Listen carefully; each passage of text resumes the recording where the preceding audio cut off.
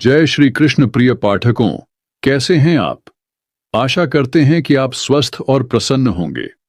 आज हम आपके लिए लेकर आए हैं एक ऐसी पौराणिक कथा जो यह सिखाती है व्यक्ति की पहचान बाहरी सुंदरता और धन से नहीं बल्कि अपने गुण और ज्ञान से होती है। इस कहानी को पूरी देखें क्योंकि इस कहानी आपको कुछ सीख जरूर मिलेगी। आए हम आपको ये कहानी एक संत महात्मा के द्वारा समझते हैं। कहानी अच्छी लगे तो लाइक करें और चैनल को सब्सक्राइब करें। किसी जंगल में एक संत महात्मा रहते थे।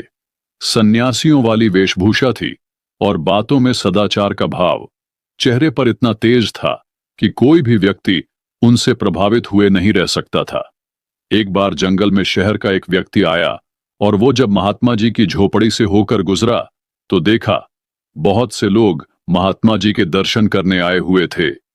वो महात्मा जी के पास गया और बोला कि आप धनी भी नहीं हैं, आपने महंगे कपड़े भी नहीं पहने हैं, आपको देखकर मैं बिल्कुल प्रभावित नहीं हुआ, फिर ये इतने सारे लोग आपके दर्शन करने क्यों आते हैं।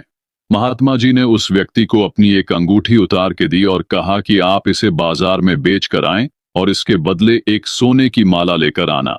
अब वो व्यक्ति बाजार गया और सबकी दुकान पर जाकर उस अंगूठी के बदले सोने की माला मांगने लगा, लेकिन सोने की माला तो क्या उस अंगूठी के बदले कोई पीतल का एक टुकड़ा भी देने को तैयार नहीं था।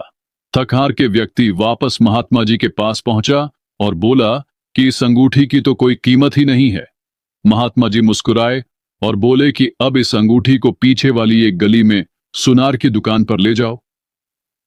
व्यक्ति जब सुनार की दुकान पर गया तो सुनार ने एक माला नहीं बल्कि 5 माला अंगूठी के बदले देने को कहा। व्यक्ति बड़ा हैरान हुआ कि इस मामूली से अंगूठी के बदले कोई पीतल की माला देने को तैयार नहीं हुआ, लेकिन यह सुनार कैसे 5 सोने की माला दे रहा है। व्यक्ति वापस महात्मा जी के पास गया और उनको सारी बातें बताईं। अब महात्मा जी बोले कि चीजें जैसी ऊपर से दिखती हैं अंदर से वैसी नहीं होती। ये कोई मामूली अंगूठी नहीं है बल्कि ये एक हीरे की अंगूठी है जिसकी पहचान केवल सुनार ही कर सकता था, इसीलिए वह 5 माला देने को तैयार हो गया।